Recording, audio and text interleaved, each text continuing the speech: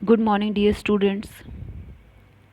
आज हम लोग पढ़ने वाले हैं relation among all the coordinate system. तीनों जो निर्देशांक तंत्र हैं उनके मध्य परस्पर संबंध क्या होगा उसके बारे में अध्ययन करेंगे। सबसे पहले हम लोग आज के लेक्चर के अंदर कार्टेशियन कोऑर्डिनेट सिस्टम से सिलेंड्रिकल कोऑर्डिनेट सिस्टम में किस तरीके से कन्वर्ट कर सकते हैं वेरिएबल्स को, उसके बारे में पढ़ेंगे कि जैसे कार्टेशियन कोऑर्डिनेट सिस्टम में क्या होता है, तीन लंबवत एक्सिस होते हैं और तीनों के अलोंग क्या होता है, एकांक सदिश आई केप, जे केप और के केप होते हैं। एक्स वाई और जेड तीन अक्ष इसके अंदर होते हैं, तीनों एक दूसरे के परस्पर लंबवत होते हैं। तो सिलेंड्रिकल में हम लोग इसका कंपैरिजन करेंगे। तो सिलेंड्रिकल में हम लोग, जैसे ये सिलेंड्रिकल शेप है, इसकी रेडियस होती है रो, ठीक है। एक इसमें वेरिएबल होता है फाई जो 0 to 2 पाई होता है, ठीक है। और तीसरा वेरिएबल होता है z। इसमें वेरिएबल होते हैं रो, फाई और z। और इसमें रो, फाई और z के लिए एकांक सदिश होते हैं ई रो के, ई फाई के एंड ई z के। तो इसमें हम लोग देखते हैं कि z तो क्या है, 0 से z तक ऊपर की तरफ ये है। और सिलेंड्रिकल ये सरफेस जो है, उस सरफेस पे कोई बिंदु P है और जहाँ जिसकी z एक्सिस के सेंटर से दूरी जो है रो है, ठीक है, क्योंकि ये रो त्रिज्या का सिलेंडर है, ठीक है। तो इसके केंद्र पर जो अक्ष है z z डैश, मतलब जो ये नीचे तक भी जा सकती है, तो इस अक्ष से इसकी दूरी जो है वो रो डैश है, सॉरी रो है। और इसके अलावा ये जो रो है, अगर इस बिंदु P को पूरी सरफेस पे इस तरह से ड्रॉ किया जाए, ठीक है, एक स्ट्रेट लाइन, ये P डैश पॉइंट है, इसकी O पॉइंट से दूरी भी क्या हो जाती है, रो डिस्टेंस होती है, ठीक है। ये रो डिस्टेंस है, ये एंगल है फाई, ओके, ये एंगल फाई है। तो ये एक्स एक्सिस जो है वो होती है रो कॉस फाई और ये वाई एक्सिस होती है रो साइन फाई। ये कुछ इस तरीके से है, जैसे आप ऐसे पढ़ते हो ना, ये आर है और ये एंगल मान लीजिए थीटा है, तो ये आर, तो ये आधार की दिशा में घटक आर कोस थीटा और ऊपर आर साइन थीटा, ठीक है। तो इसमें भी इधर यही हो रहा है, ये एक्स एक्सिस है और ये वाई एक्सिस है और ये रो है, ठीक है, क्योंकि ये रो है, रेडियस है, और नीचे जो सिलेंड्रिकल सरफेस का सर्कल बनेगा उसकी रेडियस भी रो ही होगी, ये रो है। तो एक्स डायरेक्शन में रो कॉस फाई और परपेंडिकुलर डायरेक्शन में रो साइन फाई। तो x is equal to rho cos phi और y is equal to rho sine phi होता है। और z इज़ इक्वल टू क्या होता है, z तो z है, चाहे आप कार्टेशियन ले लो चाहे सिलेंड्रिकल ले लो, ओके। तो रो कैसे था, ये ऊपर सरफेस पे कोई बिंदु P है जिसकी z एक्सिस से दूरी रो है, और जैसे इसके पैरेलल O पॉइंट से सरफेस पे बिंदु जो है वो P डैश है, P और P डैश एक स्ट्रेट लाइन ड्रॉ करते हैं, तो ये O बिंदु और P डैश, या इसे भी मान सकते हैं CP की इमेज OP डैश, तो इसकी लेंथ भी P रो होगी, ओके। तो इस तरीके से x, y और z तीनों के मान हमारे पास आ गए। बिंदु P के जो निर्देशांक है कार्टेशियन कोऑर्डिनेट सिस्टम में, तो क्या होते हैं, x, y, z। P किसका फंक्शन होता है, x, y और z का। और इसका जो स्थिति सदिश होता है कार्टेशियन कोऑर्डिनेट सिस्टम में, position vector r vector is equal to i cap x, j cap y और के केप जेड, ये हो जाता है, ठीक है। ये किस दिशा में है, ये किस निर्देश तंत्र में है, कार्तीय निर्देशांक तंत्र में। और अगर हम इसको उसके बाद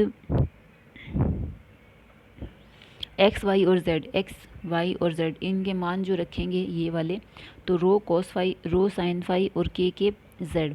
तो इसमें क्या है, जैसे ये वाला मान है, ये तो सिलेंड्रिकल में है ये, लेकिन ये एकांक सदिश क्या है, ये क्या है, कार्टेशियन कोऑर्डिनेट सिस्टम में है।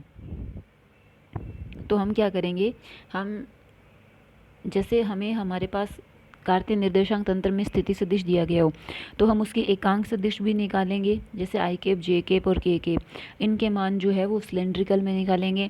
और एक्स वाई जेड जैसे सिलेंड्रिकल के अंदर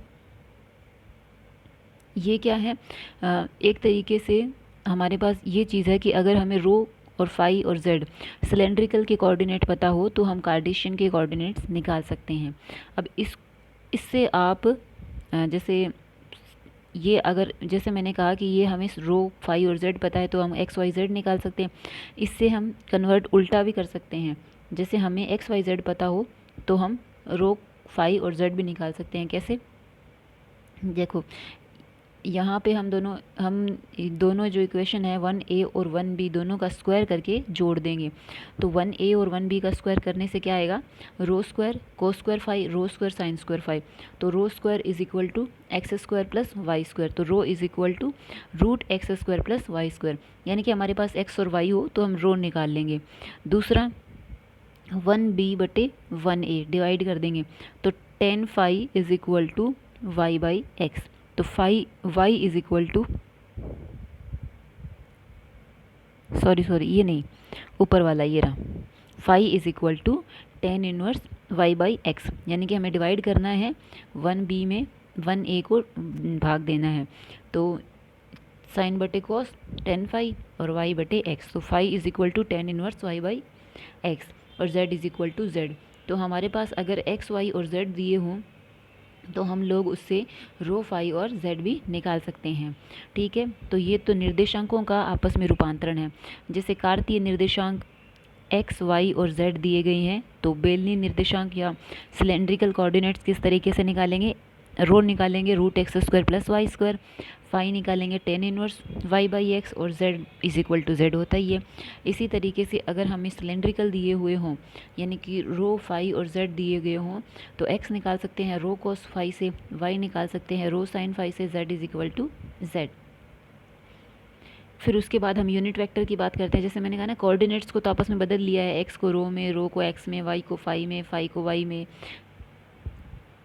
फाई को वाई में नहीं, मतलब इनको आपस में बदल लिया है। तो उसके बाद क्या करेंगे? कोऑर्डिनेट्स को आपस में इंटरचेंज करने के बाद हमें एकांक सदिश जो हैं, एक यूनिट वेक्टर्स जो हैं, उनको भी कन्वर्ट करना होगा। जैसे हम स्थिति सदिश में ये लिखते हैं i cap rho cos phi, j cap rho sine phi, k cap rho k cap Z. तो बेलनी निर्देशांकों में देखो क्या होता है, बेलनी निर्देशांकों में बेस वेक्टर, आधार सदिश, जैसे हमने शुरू का जो टॉपिक किया था उसमें पढ़ा था ना, आधार सदिश बी क्या होता है? Del r by del u1। तो u1 यहाँ पर क्या है? रो।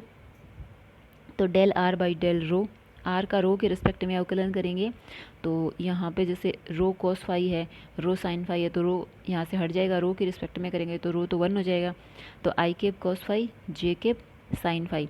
बेस वेक्टर जो होता है वो इज इक्वल टू होता है scale factor into unit vector, क्योंकि बी आई का जो मोड होता है वो होता है एच आई या एच रो। ठीक है, इसका परिणामी क्या होता है? एच रो या स्केल फैक्टर होता है, यानी कि बी रो अगर वेक्टर के फॉर्म में लिखते हैं तो एच रो उसका परिणामी और उसका एकांक सदिश। तो यहाँ पे यही है। ओके, तो ये रो के रिस्पेक्ट में हो गया। उसके बाद हम लोग बेस वेक्टर निकालेंगे फाई का, तो बी फाई, तो e phi cap h phi is equal to del r over del phi. तो del r over del phi आने के बाद फाई के रिस्पेक्ट में जब अवकलन करेंगे आर का, तो कोस फाई का हो जाएगा माइनस साइन फाई और साइन फाई का हो जाएगा कोस फाई। ओके, बाकी रो एज इट इज़ के से कोई मतलब नहीं है, उसका अभी हो नहीं सकता। फिर तीसरा, जैसे इससे ये आ गया e phi h phi cap. ठीक है, तीसरा base vector b z which is equal to h z into e z cap. तो के रिस्पेक्ट में जेड के रिस्पेक्ट में करेंगे तो के कैप आ जाएगा। ओके, अब यहाँ पे हमारे पास क्या आ गया? हमारे पास आ गया है b rho, b phi and b z. Okay, हमें क्या चाहिए? ये चाहिए एकांक सदिश। तो पहले हमें एच रो, एच फाई और एच जेड भी निकालना होगा, ताकि हम क्या करेंगे? बी रो में एच रो का भाग देंगे तो ई रो कैप आ जाएगा।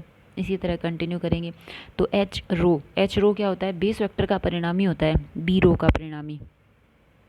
जैसे मैंने बताया ना, h rho is equal to b rho, ये होता है। तो बी रो का परिणामी, जैसे ये सदिश राशि का परिणामी है, तो आई केप का स्क्वायर, जे केप का स्क्वायर, तो cos square plus sine square phi और उसका root, cos square phi plus sine square phi उसका रूट, ये क्या किसके बराबर आ गया? 1 के बराबर आ गया। ओके, दूसरा है एच फाई का करेंगे तो बी फाई का मोड, तो वही अंदर तो स्क्वायर 1 हो जाएगा, लेकिन एक रो भी मल्टीप्लिकेशन में है, रो का स्क्वायर होगा और वही रूट करेंगे तो वापस रो ही आ जाएगा और बी जेड का 1 आ जाएगा। इस तरीके से हमारे पास h rho, h phi and h z तीनों आ गए हैं। फिर हम लोग यूनिट वेक्टर्स निकाल लेंगे इनकी मदद से। जैसे ई रो कैप, तो e rho cap is equal to b rho बटे एच रो।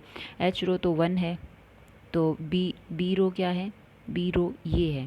तो इसमें हम क्या करेंगे, देखो जैसे इसको अगर हमें x लिखना है, इसको अगर x लिखना है तो क्योंकि x is equal to rho cos y है, तो x लिखने के लिए इसके साथ रो होना चाहिए, और इसमें इसको y लिखें तो इसके साथ फिर से रो होना चाहिए।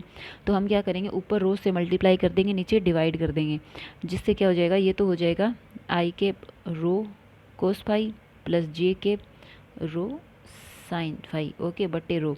तो ये हो गया i cap x j cap y, और रो क्या होता है, root x square plus y square, ये होता है। तो इस तरीके से हमारे पास ई रो कैप जो है वो ये आ गया कार्टेशियन में। उसके बाद ई फाई कैप, तो फाई कैप में क्या है, हमारे पास ऑलरेडी यहाँ पे ऊपर रो है, तो ये तो बन गया माइनस वाई और ये बन गया प्लस एक्स, है ना। और इसमें क्या है, एच फाई का मान जो है वो ऑलरेडी रो है, तो ये बट्टे में फिर से root x square plus y square आ जाता है। फिर ई जेड कैप, तो b z by h z, इसका मान क्या आ जाता है, के कैप आ जाता है, क्योंकि एच जेड का मान क्या है, 1 है। ठीक है, इस तरीके से ये एकांक सदिश आ गए हमारे पास। Okay, e rho, e phi cap and e z cap. अब हम लोग निकालेंगे i cap, j cap and k cap एकांक सदिश। ठीक है, तो इसको निकालने के लिए हम लोग क्या करेंगे, बुक के अंदर ना यहाँ दिया हुआ है 7a को cos फाई से और 7b को sin फाई से गुणा करके घटाने पर, लेकिन ये क्या है, जहाँ तक मैंने इसको सॉल्व करके देखा, ये 7a को नहीं 6a और 6b को जब हम लोग करेंगे ना मल्टीप्लाई cos फाई और sin फाई से, तो ये सॉल्यूशन जो है वो आता है। तो हमारी जो 6a इक्वेशन है ऊपर वाली, ये उसको हम लोग cos फाई से मल्टीप्लाई करेंगे इस वाली को। तो इसको जब हम cos फाई से मल्टीप्लाई करेंगे तो ये cos स्क्वायर फाई और ये साइन फाई cos फाई, और इधर जो है ना ई रो cos फाई, एच रो क्या है, 1 है, एच रो को हमें 1 पुट करना है और ई रो cos फाई हो जाएगा। इसी तरीके से 6b को हमें साइन फाई से मल्टीप्लाई करना है, तो इसको हम जैसे साइन फाई से मल्टीप्लाई करेंगे ना, तो ये minus i cap sine square phi और ये j cap cos phi sine phi, और इधर ई फाई और एच फाई का मान आप रखो रो साइन फाई। तो इसमें जैसे एच फाई को रो रख के और साइन फाई से हम दोनों साइड गुणा कर रहे हैं, तो इसमें रो क्या है, ऑलरेडी इधर है, तो ये कट जाएगा, रो का कोई रोल नहीं रहेगा। ठीक है, फिर इनको हम घटा देंगे। तो ये मैंने पूरा सॉल्व करके ही लिख रखा है यहाँ पे। जैसे हम घटाएंगे तो ये cos फाई साइन फाई वाली टर्म्स कैंसिल हो जाएगी, और इधर ये आई कैप और ये cos square phi sine square phi 1 हो जाएगा, और ये इधर बन जाएगा e rho cap cos phi और minus e phi cap sine phi. तो ये हमारे पास एकांक सदिश आ गया आई कैप। ओके, इसी तरीके से हमें क्या करना है, 6a को फिर हम उल्टा गुणा करेंगे। पहले हमने 6a को cos फाई से किया था, 6b को साइन फाई से किया था। इस बार हम करेंगे 6a को साइन फाई से और 6b को cos फाई से, जिससे हमारे पास जे कैप का मान आ जाएगा। ओके, और ये क्या है, इधर वाले जो टर्म्स है वो कैंसिल हो जाएंगे। जैसे मान लीजिए इस इक्वेशन को हमने cos से गुणा किया होता, तो सॉरी साइन से गुणा किया होता, तो ये क्या बन जाता, साइन स्क्वायर फाई, और इसको cos से किया होता तो cos स्क्वायर फाई बन जाता, और ये 1 हो जाते और ये कैंसिल हो जाता। ठीक है, ऊपर वाली को हम साइन से कर रहे हैं, नीचे वाली को हम cos से कर रहे हैं, तो ये वही बन रहा है e rho cap sine phi minus e phi cap cos phi. ये हमारे पास जे कैप आ गया, और के कैप तो के कैप है ही सही। ठीक है, तो इस तरीके से हमने एकांक सदिशों को भी आपस में कन्वर्ट कर लिया। आई कैप, जे कैप, के कैप के मान हमने रो फाई और जेड कैप के रूप में प्राप्त कर लिए, और इसी तरीके से ई रो कैप, ई रो कैप, ई फाई कैप और ई जेड कैप के मान जो है वो हमने आई कैप, जे कैप और के कैप के फॉर्म में प्राप्त कर लिए। तो कोऑर्डिनेट्स भी बदल गए और यूनिट वेक्टर्स भी बदल गए। अब हम लोग इसका ये इसने टेबल बनाई है जिसमें इसने लिख रखा है, जैसे ई रो कैप का मान क्या है, e phi cap, e z cap ये है। ओके, ये वो है, और इनको आप ऐसे भी लिख सकते हो और इनको आप ऐसे भी लिख सकते हो। जैसे इसमें रो से गुणा करके रो से भाग दोगे तो यही बनेगा। ओके, इधर के कैप नहीं लिखा मैंने, इधर के कैप लिख देना। ओके, इसी तरीके से आई जे के को भी आप इनसे प्राप्त कर सकते हो। सिलेंड्रिकल वाले एकांक सदिश और कोऑर्डिनेट्स की मदद से। ओके, तो अब लिख दिया हमने तीनों को। अब हम कोई वेक्टर को एक फील्ड से दूसरे फील्ड में कन्वर्ट करना सीखते हैं। जैसे अगर हमने कार्टेशियन कोऑर्डिनेट सिस्टम में किसी वेक्टर को लिखा तो हम क्या लिखेंगे, i cap a x j cap a y k cap a z. Okay, अगर सिलेंड्रिकल में लिखेंगे तो e rho cap a rho, e phi cap a phi, e z cap a z, ये लिखेंगे। अब हम क्या करेंगे, समीकरण 11 यानी कि दूसरी इक्वेशन में हम ई rho cap e phi cap और ई जेड केप के मान रख देते हैं। तो ई रो ई फाई और ई जेड इनके मान क्या हैं, ये वाले, ई रो का मान ये, ई फाई का मान ये और ई जेड का मान ये, हम इनके मान पुट कर देते हैं। ये यहाँ पे रख दिया इस इक्वेशन में, ए रो फिर ये ए फाई और फिर ये ए जेड। ओके, मान रखने के बाद देखो जैसे इसमें ये आई केप है और ये आई केप है, आई केप को कॉमन ले लो, तो आई केप कॉमन लेने से ए रो कॉस फाई और इसमें बना ए फाई साइन फाई। दूसरा जे केप कॉमन ले लो तो साइन फाई ए रो और दूसरे में क्या बना, ए फाई कॉस फाई। ओके, और के केप ए जेड जो था वो एज इट इज़ था। तो यानी कि इसमें ये आई केप जे केप और ये के, तीसरा के केप। तो इसका कंपैरिजन हम ऊपर वाली इक्वेशन से करते हैं, इससे, ठीक है। इसका कंपैरिजन, उसमें भी आई केप जे केप और के केप है, तो ए एक्स जो है वो ए एक्स एक्चुअल में क्या है, ये है, ए वाई जो है वो क्या है, ये है, और ए जेड क्या है, ये। तो इस तरीके से आपस में आप वेक्टर फील्ड को कन्वर्ट कर सकते हो जो अगर आपको दिए गए हों। इसी तरीके से जैसे आप क्या कर सकते हो, आई जे और के मान जो है इस 10 नंबर इक्वेशन में पुट कर दो, ये ऊपर वाले मान, ये मान आप इस इक्वेशन में पुट करोगे तो फिर इस इक्वेशन में क्या है, आई जे और के की जगह क्या आ जाएगा, e rho cap e phi cap and e z cap. और ऊपर वाली जिससे ये इक्वेशन करी थी उसी तरीके से क्या है, हम लोग कॉमन लेकर के e rho cap e phi cap and e z cap लिखेंगे, फिर उसका इक्वेशन नंबर 11 से कंपैरिजन करेंगे, ये e rho cap e phi cap e z cap. तो यहाँ से ये हमारे पास a rho a phi and a z, तो ये तीनों वेक्टर क्वांटिटी जो है वो आ जाती है, ए rho a phi A Z. यानी कि इस तरीके से आप किसी भी वेक्टर फील्ड को एक कोऑर्डिनेट सिस्टम से दूसरे कोऑर्डिनेट सिस्टम के अंदर कन्वर्ट कर सकते हो। इसने ये टेबल बना दी है कि अगर हमें ए रो ए फाई और ए जेड निकालना हो तो हम इन तीनों का यूज़ कर सकते हैं। इसी तरीके से ए एक्स ए वाई और ए जेड निकालना हो तो ऊपर वाले तीन जो इक्वेशन बने थे उनका यूज़ कर सकते हैं। चाहो तो इन फॉर्मूलों में आप डायरेक्ट वैल्यू रख सकते हो, और अगर ये इतने याद रखना पॉसिबल नहीं है तो जो प्रोसेस है उससे आप सॉल्व कर सकते हो। आई केप जे केप के केप के मान रख दो, फिर उसका आप ऊपर वाली इक्वेशन के साथ कंपैरिजन करोगे तो दूसरे कोऑर्डिनेट सिस्टम में आप उसको आसानी से कन्वर्ट कर सकते हो। ठीक है, तो आज तो हमने ये पढ़ा कि किस तरीके से कार्टेशियन कोऑर्डिनेट सिस्टम को आप सिलेंड्रिकल में बदल सकते हो। नेक्स्ट लेक्चर के अंदर हम पढ़ेंगे कि किस तरीके से आप कार्टेशियन को स्फेरिकल में एंड स्फेरिकल को कार्टेशियन में बदल सकते हैं। ओके बच्चों, और इसको अच्छे से स्टडी कर लेना। खुश रहो, स्वस्थ रहो, अपना ख्याल रखो और पढ़ते रहो। धन्यवाद।